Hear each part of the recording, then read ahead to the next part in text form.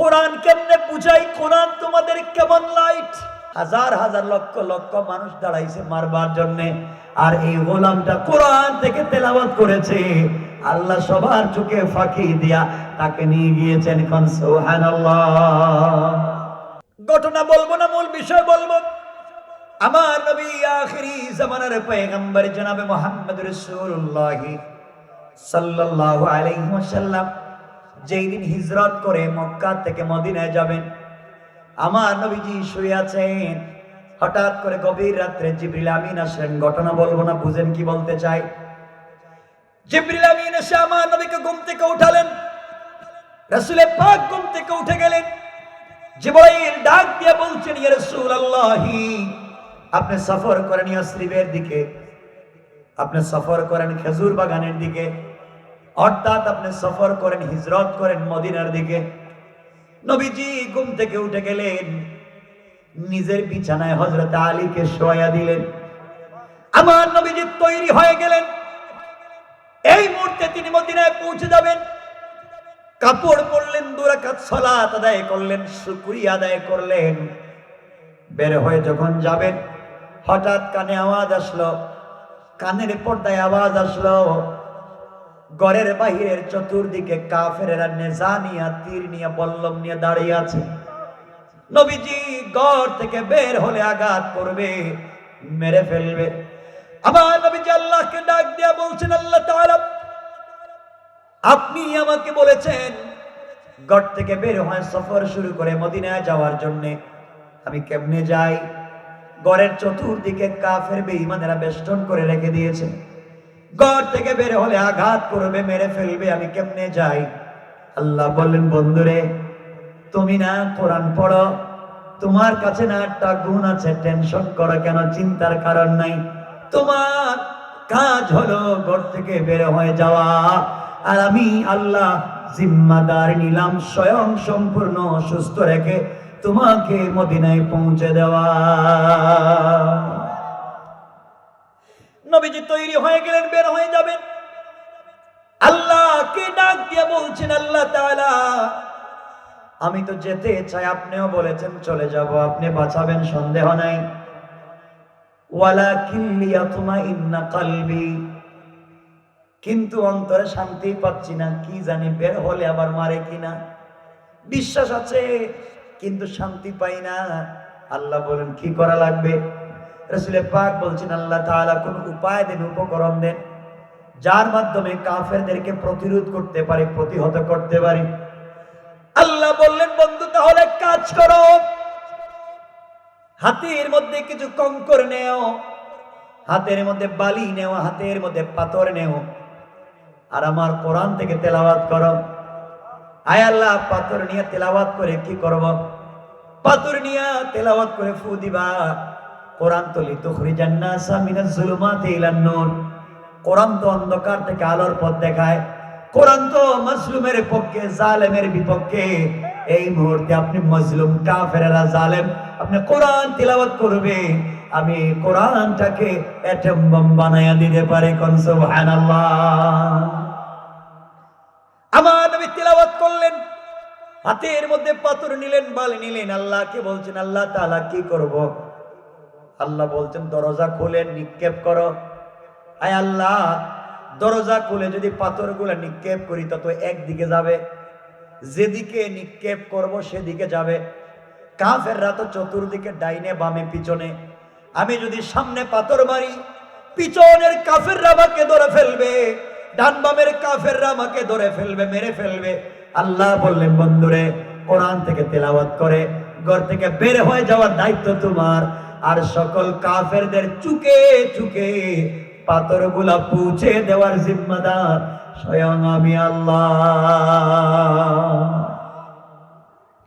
এবার আমার নবী কোরআন থেকে তেলাওয়াত করে কঙ্কর, বালি অথবা পাথরের মধ্যে ফুঁক দিয়া দরজা খুললেন, সামনের দিকে নিক্ষেপ করলেন। মারলে কই দিকে যায়? যেদিকে মারলেন সেদিকে গিয়েছে। ভয় পাচ্ছেন, না জানি পিছনের কাফের আমাকে মারে কিনা। হঠাৎ করে তাকাইয়া দেখেন ডাইনে বামে পিছনের সবগুলা কাফেরের চুকে পাথর গিয়ে পৌঁছে গিয়েছে। আল্লাহু আকবার। সবাই চোখগুলাকে রগড়াতে লাগলো, মুছতে লাগলো। নবীজি আশ্চর্য হয়ে গেলেন, মারলাম সামন দিকে, পাথর গেল পিছন দিকে, কে নিছে? কথা বলেন কে? নবীজি চলে গেলেন মদিনায়, কেউ দেখতে পাইল না। মদিনায় যাওয়ার পরে ঘটনা বলবো না, একদিন আল্লাহ তাআলা নবীজিকে বলছেন, বন্ধুরে বলো না ওই দিন কেমনে গেলা? পাথর তো একদিকে মারলা, তাইলে পিছনে গেল কেমনে? ডাইনে বামে গেল কেমনে বলো? তুমি না বলছো মারলে একদিকে যায়, সব দিকে গেল কেমনে বলো? নবীজি বলছেন, আল্লাহ তাআলা আমি জানি না, আপনি জানেন। আমার আল্লাহ জবাব দিলেন, বন্ধুরা শুনো কেমনে গেছে। আমার আল্লাহ বললেন, ওয়ামা রামাইতা ইযা রামাইতা ওয়ালাকিন্নাল্লাহা রামা। আমার আল্লাহ বলেছেন, বন্ধুরে তুমি যখন আমার উপরে ভরসা করে কোরআন তিলাওয়াত করে পাথর নিক্ষেপ করেছ, ওটা তুমি তোমার হাত থাকে নাই, ওটা আমি আল্লাহর কুদরতের হাত হয়ে গিয়েছে। আর আমি আল্লাহ সকল কাফেরদের চোখে আমার হাত দিয়া পৌঁছে দিয়েছি। কোন সুবহানাল্লাহ। আমার মুসলমান বন্ধুগণ, গভীর মনোযোগ। কোরআন সঙ্গে থাকলে কি লাভ সেটা আপনাদেরকে বোঝাতে চাই।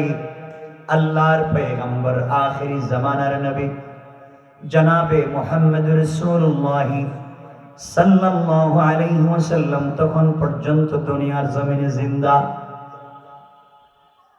আমার নবী একদিন সিদ্দিক আকবরকে বললেন, আবু বকর আজ আমি তোমাকে কোরআন তিলাওয়াত করে শোনাবো। আবু বকর ডাক দিয়ে বলছেন, ইয়া রাসূলুল্লাহ, ইয়া হাবিবাল্লাহ, আপনি আমাকে কোরআন তিলাওয়াত করে শোনাবেন, এর চাইতে বড় জীবনে পাওয়ার আর কিছু হতে পারে না। যার কাছে আল্লাহ কোরআন নাজিল করেছেন, যেই কোরআন স্বয়ং আল্লাহ তিলাওয়াত করে নাজিল করেছেন। আল্লাহ পৃথিবীতে যত কিতাব দিয়েছেন তার নাম কিতাবুল্লাহ। সাহিফায়ে আদম কিতাবুল্লাহ, জবুর কিতাবুল্লাহ, ইনজিল কিতাবুল্লাহ, তাওরাতের নাম কিতাবুল্লাহ। আল্লাহ এগুলা কিতাব নাজিল করেছেন। আর আপনার কাছে আল্লাহ জি কোরআন নাজিল করে যাচ্ছেন, তা শুধু কিতাবুল্লাহ নয়, তার নাম কালামুল্লাহ। কিতাব তো তার নাম, যা তিলাওয়াত আল্লাহ করেন নাই। কালাম তার নাম, যা স্বয়ং 30 পারা আল্লাহ তিলাওয়াত করেছেন। কোন সুবহানাল্লাহ। এজন্য কোরআন শুধু কিতাবুল্লাহ নয়, কোরআন কালামুল্লাহ। পয়গম্বর আরবী, আপনি তিলাওয়াত করে আমাকে কোরআন শোনাবেন, এর চাইতে মজার কিছু হতে পারে না, এর চাইতে ভালো লাগার কিছু হতে পারে না। রাসূল পাক আবু বকরকে সাথে নিয়ে কাবা চত্বরে পৌঁছে গেলেন। কথাগুলো দিল দিয়ে শুনবেন, কোরআন থাকলে কেমনে আল্লাহ বাঁচায় বুঝাতে চাই। হযরত আবু বকর কাবা চত্বরে যাওয়ার পরে তিনি বসে পড়লেন। রাসূল পাক আবু বকরের রানীর উপরে মাথা রেখে শুয়ে পড়লেন। শুয়া শুয়া আবু বকরকে কোরআন তিলাওয়াত করে আমার নবী শোনান। হযরত সিদ্দিক আকবর রাদিয়াল্লাহু তাআলা আনহু আমার নবীর চেহারা মুবারকের দিকে তাকায় আছে। আমার নবীর চেহারা মুবারকের দিকে তাকায় আল্লাহকে ডাক দিয়ে বলছেন, আল্লাহ তাআলা, আমার মন বলতেছে আসমানের চন্দ্র সূর্য যেন আমার কুলের মধ্যে শুয়ে আছে। আল্লাহ তাআলা এইভাবে যদি কোটি বছরে চলে যায় আর আমি আবু বকর দুনিয়ার জমিনে যদি বেঁচে থাকি, রাসূল পাকের চেহারা মুবারকের দিকে তাকায়া থাকলে 1000 কোটি বছর যদি চলে যায়, আমি আবু বকরের পেটে কোনো খিদা লাগবে না। আমার নবী কোরআন তিলাওয়াত করে যান। হযরত আবু বকর কোরআন তিলাওয়াত শুনতেই আছেন। হঠাৎ করে আবু বকর তাকায়া দেখেন, কিছু দূরে দেখা যায়, চিনা যায় না, দেখা যায় একজন মহিলা হাতের মধ্যে কতগুলা পাথর নিয়ে, কাঁধের মধ্যে পাথরের 2টা ব্যাগ নিয়ে আসতেছে। আবু বকর ডাক দিয়ে বলছেন, ইয়া রাসূলুল্লাহ, ইয়া হাবিবাল্লাহ, পয়গম্বর আরবী, একজন মহিলা হাতের মধ্যে পাথর নিয়ে আসতেছে। না জানি আপনাকে আঘাত করবে নাকি কি করবে। আপনি পারমিশন দিলে মহিলাটাকে ঠিক করে আমি আসি। আমার নবীজি শুয়ে শুয়ে বললেন, আবু বকর রে, লা তাহজান, ভয় পাওয়া লাগবে না, টেনশন করা লাগবে না।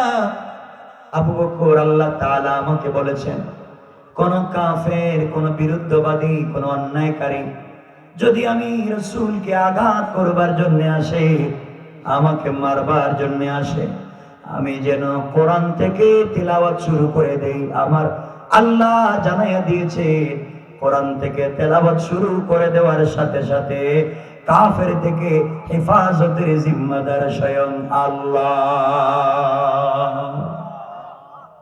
আবু বকর, আমি কোরআন থেকে তেলাওয়াত করতে চাই, আমার বিশ্বাস আল্লাহ তাআলা আমাকে হেফাজত করবেন।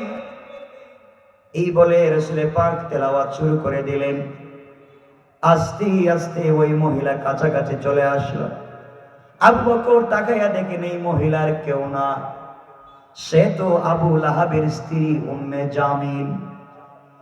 নবীজিকে ডাক দিয়া বলছেন, ইয়া রাসূলুল্লাহ, ইয়া হাবিবাল্লাহ, পয়গম্বরে আরবি, যেই মেয়েটা পাথর হাতি নিয়ে আসতেছে সে তো আপনার চাচা আবু লাহাবের স্ত্রী উম্মে জামিল, আপনার চাচি। পয়গম্বরে আরবি, আপনার চাচি উম্মে জামিল হাতের মধ্যে পাথর নিয়ে আসতেছে আপনাকে আঘাত করবার জন্য। উম্মে জামিল শুধু কেবলমাত্র আমার নবীর চাচি নয়, রাসূল পাক তার দুইটা মেয়েকে আবু লাহাবের দুই ছেলে উতবা এবং উতাইবার কাছে বিয়ে দিয়েছিলেন নবুয়তের আগে। নবুয়তের আগে দুইটা মেয়েকে আবু লাহাবের দুই ছেলের কাছে বিয়ে দিয়েছিলেন। এই জন্য আবু লাহাব একদিকে নবীজির চাচা, অপরদিকে বিয়াই। উম্মে জামিল নবীজির চাচি, অপরদিকে বিয়াইন। আমার বন্ধুগণ, আবু বকর ডাক দিয়া বলছেন, ইয়া রাসূলুল্লাহ, আপনার চাচি এবং বিয়াইন উম্মে জামিল হাতের মধ্যে পাথর নিয়ে আসতেছে আঘাত করবার জন্য, আপনাকে মারবার জন্য। পয়গম্বরে আরবি, আপনি যদি আমাকে অনুমতি দিয়ে দেন, উম্মে জামিলকে আমি ওখান থেকে জীবনের মতো সরাইয়া দেই। আমার নবী বললেন, আবু বকর রে, আল্লাহ আমাকে জানাইয়া দিয়েছেন, যারা অহংকার করে না, যারা গালি দেয় না, যারা রুকু সিজদা আল্লাহর পায়ে করে, যারা সাকারাতের আগে আল্লাহর কাছে তওবা করে, যারা ঈমান আনার পরে নেক কাজ করে, যারা সব সময় সত্য বলে, যারা জালেমের জুলুমে ধৈর্য ধারণ করে, আল্লাহ বলছেন তাদের জিম্মাদার স্বয়ং আল্লাহ। এই মুহূর্তে আমি কোরআন থেকে তেলাওয়াত করতে চাই। আমার বিশ্বাস তেলাওয়াতের বরকতে আমার আল্লাহ ওই কাফের থেকে আমাকে বাঁচায়া দিবেন। খান সুবহানাল্লাহ। এই বলে আমার নবী তেলাওয়াত চালায়া যেতে লাগলেন। হযরত আবু বকর আমার নবীর তেলাওয়াত নিজের কানে শুনেন, নিজের চোখ দিয়ে আমার নবীকে দেখেন। নবীজি আবু বকরের রানীর উপরে মাথা রেখে শুয়ে আছেন। উম্মে জামিল দৌড়াইয়া আমার নবীর সিনা মুবারক বরাবর দাঁড়াইয়া গেল। আমার নবীর সিনা মুবারক বরাবর দাঁড়াইয়া আবু বকরকে ডাক দিয়া বলছে, আবু বকর, তোমার বন্ধু মুহাম্মদ ইবনে আব্দুল্লাহ কোথায়? সারাদিন মক্কার অলি গলি খুঁজলাম, কোথাও তোমার বন্ধুকে খুঁজে পেলাম না। তুমি এখানে একা একা বসে কি করো? তোমার বন্ধু কোথায়, দেখি না কেন? আবু বকর আশ্চর্য হয়ে গেলেন, কি বলে? রাসূল আমার রানের উপরে শুয়ে আছেন, আমার নবীজি কোরআন তিলাওয়াত আমি শুনি, দুইটা চোখ দিয়া দেখি উম্মে জামিল আমার নবীর সিনা মুবারকের সামনে দাঁড়ায়া আমাকে দেখে, আমার নবীজিকে দেখে না। আমার বলার দরকার নাই, কি আজীব কারবার! আবু বকর চোখের পানি ছেড়ে দিয়ে আল্লাহকে ডাক দিয়া বলছে, আল্লাহ, নবীজিকে আমি দেখি আমার রানের উপরে শুয়ে আছে, কোরআন তিলাওয়াত শুনি আর দেখি উম্মে জামিল দেখে না, কি আজীব মুজিজা আমি জানি না। এইভাবে চিৎকার করতে লাগলো উম্মে জামিল। আবু বকর ডাক দিয়া বলছেন, উম্মে জামিল রে, তুমি আমার নবীকে খুঁজতেছ, তুমি খুঁজে দেখো না কেন, কোথায় আছেন? আবু বকর বলতে লাগলেন, তুমি যখন দেখো না আমি কেন বলবো খুঁজে দেখো? উম্মে জামিল পুরো মক্কা খুঁজলো, কাবা চত্বর খুঁজলো, আমার নবীজিকে কোথাও খুঁজে পেল না, আবার দাঁড়ালো আমার নবীর সামনে। দাঁড়াই আবু বকরকে বলছে, আবু বকর বলো না, খুঁজে মুহাম্মদকে পাই না, ও কি পলায়ন করে ভাগছে নাকি? মক্কায় তাকে কোথাও পাই না, তুমি মুহাম্মদ ইবনে আব্দুল্লাহকে জানাইয়া দিও আমি তার চাচি এবং বিআইন উম্মে জামিল হাতের মধ্যে পাথর নিয়ে আসছিলাম তাকে মারবার জন্য। মক্কার কোথাও পাই নাই, কাবা এলাকায় তাকে পাই নাই, জানাইয়া দিও রে আবু বকর, তাকে যদি আমি মক্কার কোথাও পাই আস্ত রাখবো না, হত্যা করে ফেলবো। আবু বকর আশ্চর্য হইয়া মুচকি হেসে মনে মনে বলতে লাগলেন, উম্মে জামিল তুই আমার নবীকে মারবার জন্য খুঁজতেছস, আমার নবীর সামনে, আমার নবী তোর সামনে, দেখো সিনা মারবে কেমনে। উম্মে জামিল চলে গেল, হযরতে আবু বকর দাঁড়িয়ে গেলেন, আমার নবীজিকে জড়াইয়া কান্দেন আর বলেন, ইয়া রাসূলুল্লাহি, ইয়া হাবিবাল্লাহ, বলেন না কি হয়েছে, আপনি আমার সামনে আছেন, আপনাকে আমি দেখি, আপনার কণ্ঠের তেলাওয়াত আমি শুনি, উম্মে জামিল কেন আপনাকে দেখলো না? আমার নবী মুচকি হেসে চোখের পানি ছেড়ে বলছেন, আবু বকর রে, আমার আল্লাহ বলেছেন পয়গম্বরে আরবি, কোন কাফের যদি আপনাকে মারবার জন্য আসে, ওই সময় কোরআন এমন একটা লাইট, কোরআন এমন একটা মুজিজা অন্ধকারকে আলোকিত করে দেয়, এই কোরআন থেকে আপনি তিলাওয়াত করবেন, হিজাবাম মাসতুরা, আকাশ থেকে একটা গোপন পর্দা পাঠাইয়া ওই কাফের আর আপনার মধ্যখানে আমি আল্লাহ পার্টিশন সৃষ্টি করে দেই। কোন সুবহানাল্লাহ, আল্লাহু আকবার। তার নাম কোরআন।